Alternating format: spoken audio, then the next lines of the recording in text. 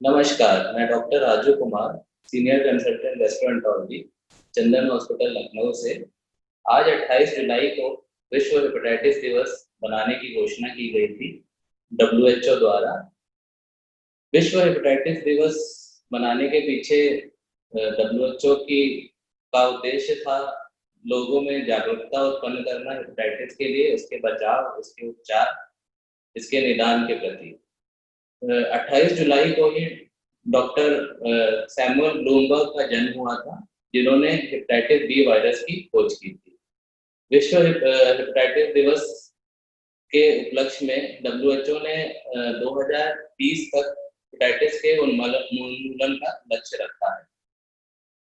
Hepatitis के कई कारण हैं, जिसमें प्रमुख है viral hepatitis, alcoholic hepatitis, non alcoholic steatohepatitis या ड्रग इंड्यूस्ड हेपेटाइटिस। जो वायरल हेपेटाइटिस होते हैं, इसमें कॉमन वायरस है hepatitis A virus, hepatitis B virus, C virus, D virus और ई वायरस। अल्कोहलिक हेपेटाइटिस आपका शराब पीने के कारण होता है। नॉन अल्कोहलिक स्टीएटोहेपेटाइटिस में जो कारण है उसका ओबेसिटी है, मोटापा और डायबिटीज है। ड्रग इंड्यूस्ड हेपेटाइटिस मेनली आपका दवाइयों के कारण होता है, जिसमें प्रमुख दवाइयां हैं टीबी की दवाइयां और मिर्गी की दवाइयां। वायरल हेपेटाइटिस में हेपेटाइटिस ए और ई वायरस जो होते हैं, यह दूषित खाने या पानी के कारण होते हैं, फैलते हैं। जबकि हेपेटाइटिस बी, सी और डी वायरस जो है, यह रक्त एवं रक्त उत्पादों के कारण फैलते हैं। हेपेटाइटिस बी, सी और डी वायरस साथ खाने से, टॉयलेट शेयर करने से, छूने से, छींकने से, खांसने से नहीं फैलता है। हेपेटाइटिस ए वायरस के कारण एक्यूट वायरल हेपेटाइटिस होता है, जबकि ई के कारण भी एक्यूट वायरल हेपेटाइटिस होता है। ए वायरस विश्व में लगभग 1.5 मिलियन लोगों को हो जाता है, जबकि हेपेटाइटिस ई वायरस करीब 21 मिलियन लोगों को हर वर्ष होता है। इसके कारण एक्यूट वायरल हेपेटाइटिस होता है, जिसके लक्षण पीलिया होना, भूख ना लगना, पेट दर्द होना, उल्टी या मितली लगना या फ्लू लाइक सिम्टम्स हो सकते हैं। जबकि हेपेटाइटिस बी जो है वो क्रॉनिक की तरह प्रेजेंट करता है। हेपेटाइटिस बी विश्व में करीब 260 मिलियन लोगों को होता है, जिसमें करीब 7 से 8 मिलियन लोग हर वर्ष मौत का शिकार हो जाते हैं। यह 2 तरीके से प्रेजेंट कर सकता है, हेपेटाइटिस एक्यूट या क्रॉनिक। एक्यूट में सेम वही सिम्टम्स होते हैं, पीलिया के साथ प्रेजेंट करता है, फ्लू लाइक सिम्टम्स, मिचली आना, उल्टी या उल्टी हो सकती है। जबकि क्रॉनिक हेपेटाइटिस जब HbS-Ag पॉजिटिव होता है 6 महीने तक, तब उसको बोलते हैं। इसमें ऐसा कोई सिम्टम नहीं होता है। क्रॉनिक हेपेटाइटिस में मरीज ठीक ठाक होता है। उसको जब वो कोई स्क्रीनिंग कराता है HbS-Ag की, तब उसको पता चलता है कि उसको हेपेटाइटिस है। स्क्रीनिंग जैसे किसी ऑपरेशन से पहले, रक्तदान से पहले, गर्भावस्था के दौरान या विदेश यात्रा। जब लॉन्ग स्टैंडिंग बहुत दिनों तक अगर हेपेटाइटिस बी रहता है, तो यह सिरोसिस में कन्वर्ट करता है। सिरोसिस जो है, इसके कारण जो लक्षण होते हैं, उनकी उल्टी होना, काले लैट्रिन होना या पेट में पानी आना, या लंबे समय तक अगर रहता है तो यह लिवर कैंसर में भी तब्दील हो जाता है। हेपेटाइटिस बी होने के जो मुख्य कारण हैं, उसमें जो है रक्त एवं रक्त उत्पादों के कारण होता है, जिसमें संक्रमित व्यक्ति के रेजर, टूथब्रश या आप सुइयां इस्तेमाल करें, उससे हो सकता है। इसके अलावा गर्भावस्था के दौरान संक्रमित मां से शिशु में या प्रसव के दौरान भी यह ट्रांसफर हो जाता है। और इसके अलावा असुरक्षित यौन संबंध के कारण होता है। संक्रमित अगर व्यक्ति का अगर ब्लड किसी नॉर्मल पर्सन में चढ़ाया जाए तो हो सकता है, अगर बिना स्क्रीनिंग के, जो आजकल स्क्रीनिंग नॉर्मली हर जगह की जाती है। इसके अलावा दूषित मेडिकल या डेंटल उपकरणों के द्वारा भी यह फैल सकता है। इसके बचाव में बहुत ही सुरक्षित और कारगर वैक्सीन उपलब्ध हैं। जो कि जन्म के समय उसके 1 महीने बाद या 6 महीने बाद लगता है। यह बड़ों में भी सेम यही शेड्यूल में लगता है, आज लगेगा, इसके 1 महीने बाद या 6 महीने बाद लग जाता है। इसको अब गवर्नमेंट ऑफ इंडिया ने इम्यूनाइजेशन शेड्यूल में रख लिया है, इसको इंक्लूड कर लिया है। इसके अलावा इसके बचाव में आप संक्रमित व्यक्ति के डेली यूज के सामान को शेयर ना करें, जिसमें टूथब्रश, रेजर या कैंची है।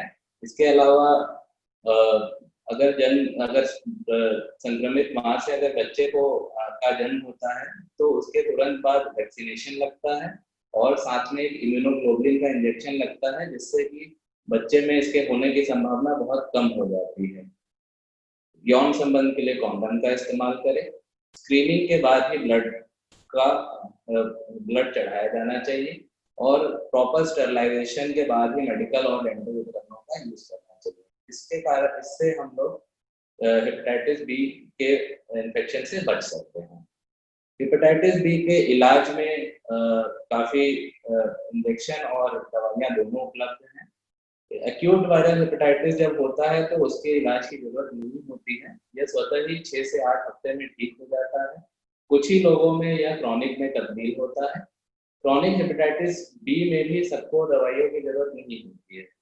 कुछ लोगों को ऐसे ही फॉलोअप में रखा जाता है, हर 3-3 महीने पे वो जांच करा के दिखाते रहते हैं और अगर सब ठीक चलता है तो दवाइयाँ नहीं शुरू की जाती हैं। जबकि कुछ लोगों को दवाइयाँ जो है या तो इंजेक्शन के रूप में या पोलियो के रूप में दिया जा सकता है। जो इंजेक्शन उपलब्ध है उसमें पैग इंटरफेरॉन होता है, ये हफ्ते-हफ्ते भर में मिलता है। इसके साइड इफेक्ट होते हैं, जब इंजेक्शन लगता है तो मरीज को 1-2 दिन तक फ्लू लाइक सिम्पटम्स आ सकते हैं।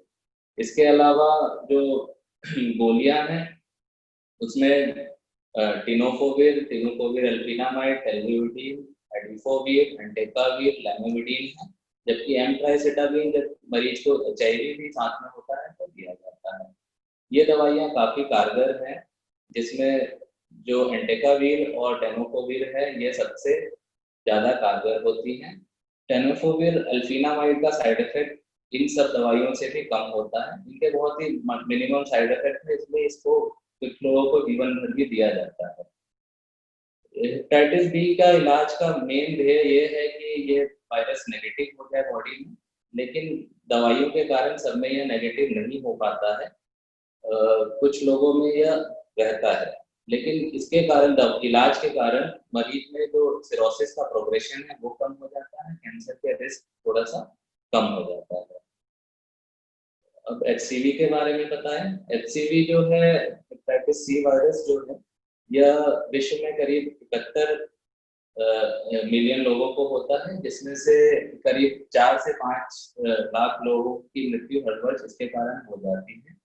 यह भी एक्यूट और क्रॉनिक की तरह प्रेजेंट करता है, जबकि एक्यूट बहुत कम लोगों में होता है। एक्यूट का सेम प्रेजेंटेशन होता है, इसमें पीलिया होना, भूख ना लगना, मिचली होना, उल्टी होना या पेट में दर्द हो सकता है। कुछ लोगों में फ्लू लाइक सिम्टम हो सकते हैं, जो कि बहुत कम लोगों में मिलता है हेपेटाइटिस बी की तुलना में। हेपेटाइटिस सी जो क्रॉनिक होता है, एज सच लोगों को पता ही नहीं होता है कि उनको हेपेटाइटिस सी का इन्फेक्शन है। 10 में से 9 लोगों को करीब ये ज्ञान ही नहीं होता है कि उनको हेपेटाइटिस सी है। एनटीएससीवी की जांच जब होती है ऑपरेशन से पहले या फिर विदेश यात्रा के दौरान या फिर गर्भावस्था से पहले या फिर रक्तदान करते समय जब स्क्रीनिंग होती है ब्लड की, तब उनको एससीवी का पता चलता है। लंबे समय तक अगर एनटीएससीवी पॉजिटिव रहता है, यानी क्रॉनिक हेपेटाइटिस रहता है मरीज में, तो यह लिवर सिरोसिस करा देता है। लिवर सिरोसिस के सेम वही लक्षण है, खून की उल्टी होना या काली लैट्रिन होना या पेट में पानी भर जाना या फिर कोमा की स्थिति भी हो सकती है। क्रॉनिक हेपेटाइटिस सी आगे चल के लिवर कैंसर में भी तब्दील हो सकता है। इसके होने के जो मुख्य कारण हैं वो ब्लड और ब्लड प्रोडक्ट्स हैं।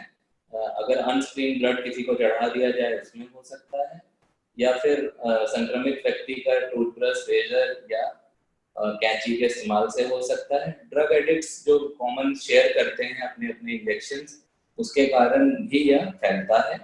गर्भावस्था में भी यह शिशु में जा सकता है, लेकिन बी के तुलना में यह कम होता है। दूसरा, असुरक्षित यौन संबंध से भी यह फैल सकता है। मेडिकल और डेंटल उपकरणों का अगर ठीक से स्टरलाइजेशन ना हुआ हो और यूज होगा तो भी यह जा सकता है।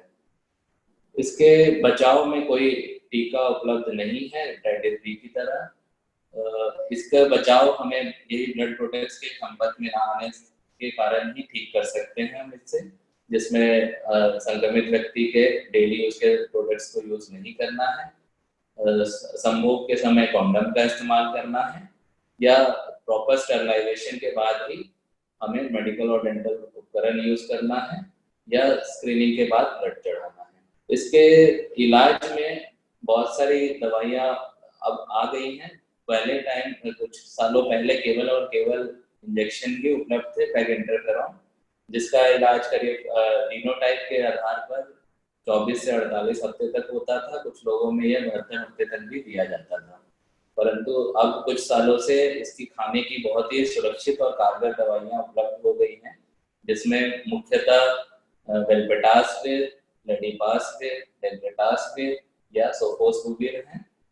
ये दवाइयाँ जीनोटाइप के आधार पर 24 हफ्ते या 12 हफ्ते देते हैं। इन दवाइयों के कारण शरीर से हेपेटाइटिस सी वायरस लगभग 95% खत्म हो जाता है। ये इतनी कारगर दवाइयाँ हैं। इसके कारण डिजीज प्रोग्रेशन कम हो जाता है मरीजों में, और आगे कैंसर होने की संभावना भी कम हो जाती है। वर्ल्ड हेपेटाइटिस डे के उपलक्ष्य में इतना ही। स्वस्थ रहिए, सुरक्षित रहिए, मुस्कुराते रहिए। नमस्कार।